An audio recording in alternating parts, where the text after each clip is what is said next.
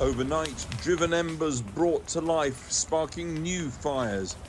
We're inland, southeast of Malibu, in the Santa Monica Mountains.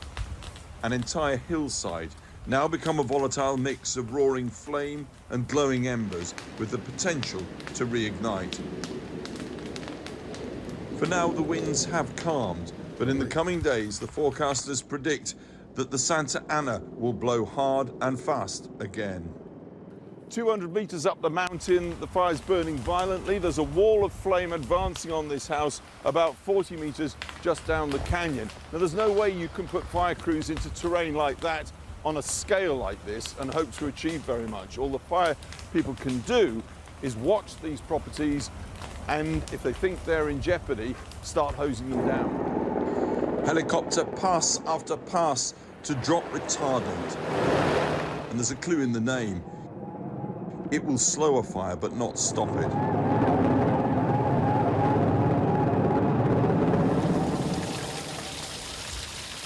Once the sun was up, we made it to the Pacific Palisades Bowl. This area, once a much-loved beachside mobile home park until 3 days ago. Pretty much the only thing that survived here, the Stars and Stripes. When did you first hear things were going wrong, Michael? Take a look at the dream beach place Michael Hattam had built up with his family over the years. He showed us what's left. You've lost everything. Everything in the house, yeah. Right. And we had just moved in July on Independence Day, no less. And it took us about 2 years to build.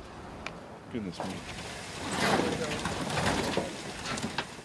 A few yards away, Dave and his brother back to salvage a few emotional mementos from his home, or rather, his pile of ash and twisted metal. These I got from my martial arts students, and that's just for lighting the barbecue. I mean, there's just things that survive. Isn't it? Yeah. Home for 20 years. You know, you just can't replace some things, of course, like the surfboard he learned on all those years ago. Your prize surfboard that you learned on? Prize surfboard, yes. Tell us, where was it? It's standing right here, and it's not now. Yeah. Reminders of a previous lifestyle here strewn about. Sheet music somehow spared the flames. And running aside all of this, the fabled Pacific Coast Highway, now shut to all vehicles except fire crews, police and journalists. Head north along what was the living legend of beachside houses, restaurants, hotels, shops, surf shacks. Dreams and romance for so many now charred, the contortions and crumbling of heat. Ruins burned beyond recognition for mile after mile. Santa Monica, Pacific Palisades, Malibu, the very names have almost become metaphors, haven't they, for the idealized beach culture. And yet, in this swathe of country for several miles between Santa Monica to the south, Malibu to the north, the fire met the Pacific with devastating results. The signs reflecting perennial awareness here of fires now look absurdly overtaken by events. A nighttime curfew now imposed in the Palisades area to prevent more looting. 20 arrests so far across the fire zones. But the areas to police are vast. The gulls rest on the beach between a charred and burned landscape on the one hand and a Pacific now streaked with slicks of ash and debris from the fires. Some, though, have managed to get through the police cordon on foot and on bicycle to check up on their homes. Gillian's is intact. Dan's home, her father-in-law, completely destroyed. I can't help noticing as our viewers will, you're smiling in this, and your house has been destroyed. It's a thing. It's not a person. You know, if it was my dog or my wife, we wouldn't even be talking about the property. It's property. You know, it's stuff. And all the while, planes scoop the surface of the Pacific around us in relays to dump seawater on the fires, still expanding in some inland areas. Northward, and finally, by Malibu, you realize you're out of it at last. blue Californian sky finally replacing the rolling smoke to the south. Instead of fire crews, reporters and police, we see two friends and one mellow right-hander gently curving in off the point. Well, earlier I spoke to the former US Olympic swimmer Gary Hall Jr., who's lost his home in Pacific Palisades. I spoke to him from his sister's house south of LA and began by asking what had happened to him. On Tuesday morning, sitting on my sofa, I saw an off-colored cloud. I was on a call. That call lasted about 10 minutes. I hung up the phone. I walked to the kitchen. I could smell smoke by this point. I looked out the front window. I saw flames at the top of the hill, at the end of the street where I live, and saw houses go up. Started loading up the car.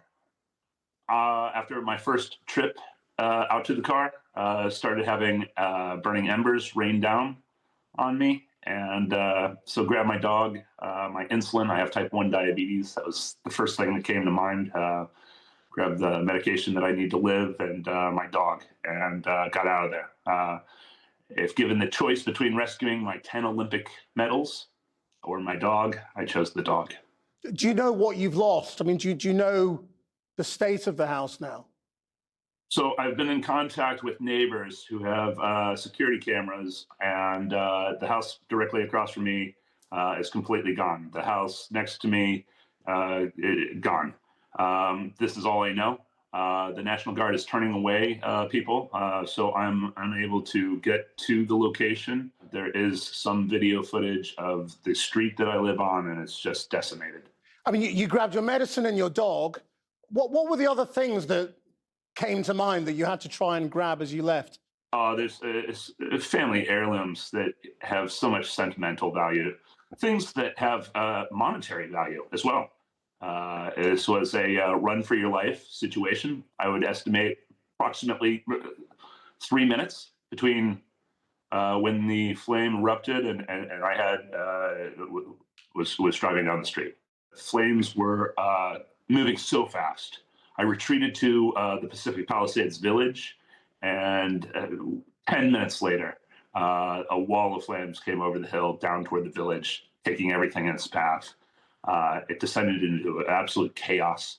You know, the fires are dangerous, but the stampede that it creates is equally as dangerous. And, you know, there were about 4 or 5 schools right there in the heart of the Pacific Palisades village, and seeing the terror in parents' faces as they were desperately trying to get to the school, to get to their children at any means necessary.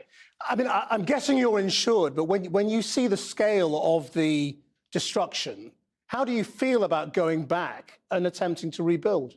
Yeah, so not insured, like 70% of the people in the area. Last year, State Farm, my insurer, dropped almost all of the clients in the area. And so many are in a similar position where there's no hope. So you're not insured at all, is that right? That's right. That's right. Please understand, 70% of the homes in the area are not insured. So what happens now for you? Rebuild. You know, we put on a brave face. We have to accept fate. And it's unfortunate. And I certainly hope that there is some looking into some of the issues that exacerbated the situation. Basic services like water in the fire hydrant should be expected with the amount of taxes that we pay. And so it's a big disappointment, a big frustration, I would say, for a lot of those that are now dealing with the reality of having lost everything. Gary Hall, thank you very much indeed. Thank you for your time. Thank you. Well, it didn't take long for the political blame game to start over the fires. Donald Trump using them to resume his long-running feud with the California governor, Gavin Newsom. The president-elect also slammed the Biden administration, saying he can't wait until January the 20th, the day he takes office. He can now do that free from the threat of a jail term or fine for his hush money conviction after the judge sentenced him to an unconditional discharge, as Kieran Moodley reports. What's happening in California is a true tragedy. This is a true tragedy, and it's a mistake of the governor, and you could say the administration. You know, people are literally fleeing.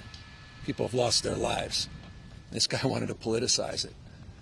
I have a lot of thoughts, and I know what I want to say. I won't. The political fires are raging as the wildfires do too. At least 10 dead and thousands of acres burnt and still burning. More high winds are expected, fanning the flames not just of the fires, but of the debate about who is to blame.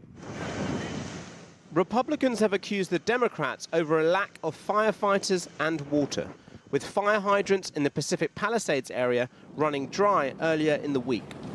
Many feel the infrastructure should have been able to cope, a cause taken up by Donald Trump in his long-running feud with California's Democratic governor. I got all of the approvals, and he said, I don't want to sign it. I don't want the water. We don't need the water. I said, you need the water. Your reservoirs are empty. It was back in 2018 that Trump met then-Governor-elect Newsom after fires in Northern California. Trump blamed the damage on the forest not being cleared to stop the flames spreading. You got to take care of the floors, you know, the floors of the forests. Very important. That claim is being used again today, with critics saying environmental protections from Democrats meant flammable shrubbery was not removed. But with climate change exacerbating these events, it's worth remembering Trump's stance on that as he toured the wildfires 6 years ago. Does seeing this devastation, though, change your opinion at all on climate change, Mr. President? No. I have a strong opinion. I want great climate. We're going to have that. The current president yesterday made a rather unfortunate remark as he addressed the wildfires. I know you're directly affected, so you fire away. No pun intended. Indeed.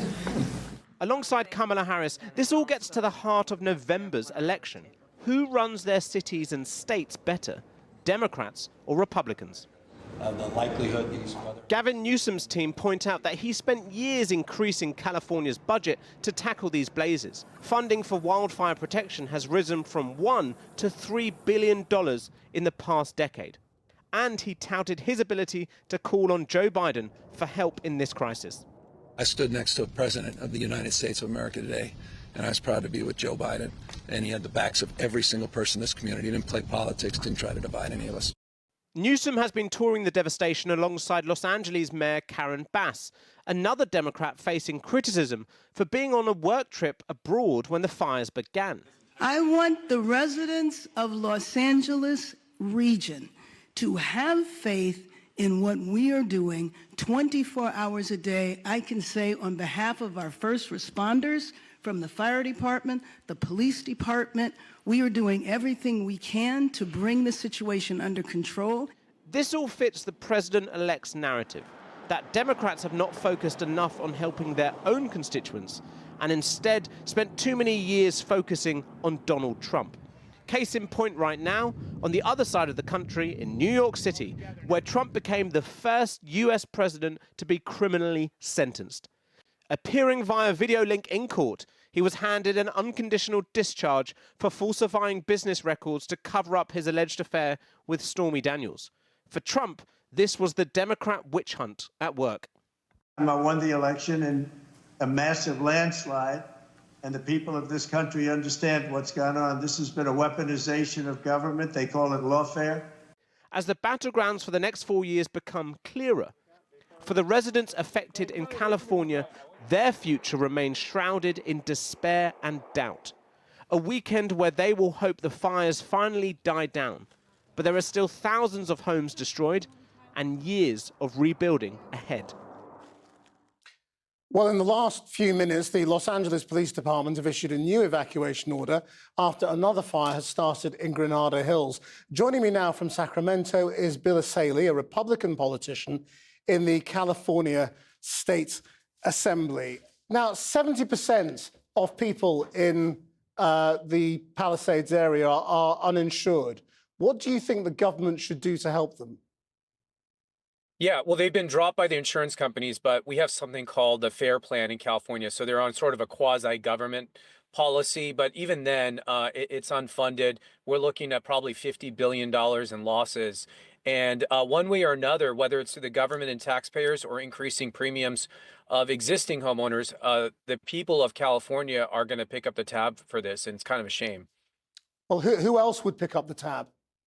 Well, the problem is our state is not doing anything to mitigate or prevent these wildfires from happening. And year after year, we're suffering tens of billions in dollars of losses.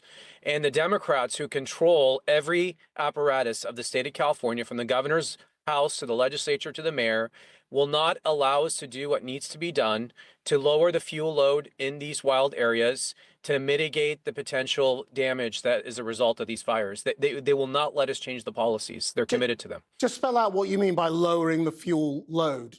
Do you mean cutting down trees or?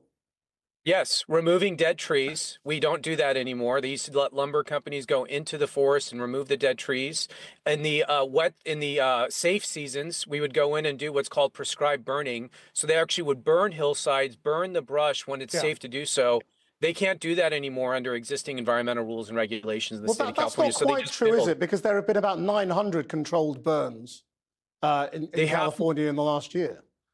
900 is wholly insufficient for a state the size of California. The only way they could do it is that they go through intensive environmental study and impact reports, which take months or years. So we are tying the hands of firefighters. And mind you, it's not good for the environment. I want to be clear. If you are against pollution and climate change, you do not want these wildfires. The wildfires just in 2020 undid the last 2 decades of climate gas reductions that we've done here in California. These fires are very bad for the climate. We should do everything we can to prevent them and mitigate the damage that results from them when they do happen. Yeah, I mean, indeed, what are you saying? Because obviously this is hotly debated in the Republican Party about the role of climate change in these fires and the way they've accelerated. Well, I think the problem Republicans have is we don't like it when climate change is sort of thrown out as a catch-all excuse for really what is a failure of government policy and management. So, yes, there is a role for climate change policy. I think where we disagree, Republicans and Democrats, is what is the solution to dealing with the climate? Republicans love the environment. We created the EPA. We've created the National Park System. We want to protect the environment. I think it's the solutions we disagree with. And Democrats are focused on changing how people live their lives, getting rid of gas cars, sort of making it hard for people to live, where Republicans want to take different approaches. And we want to prevent wildfires. We want to mitigate it. We want to stop these things from happening.